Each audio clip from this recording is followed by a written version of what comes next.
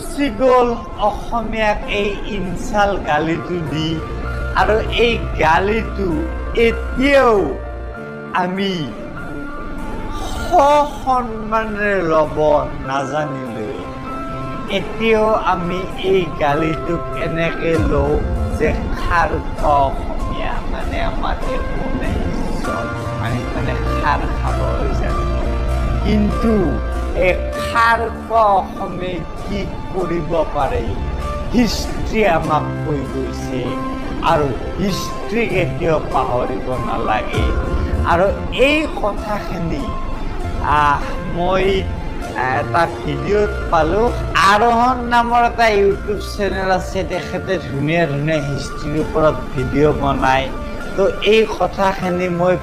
পাই পিনে মই ভাবিলোঁ মই এটা ভিডিঅ' বনাওঁ কাৰণ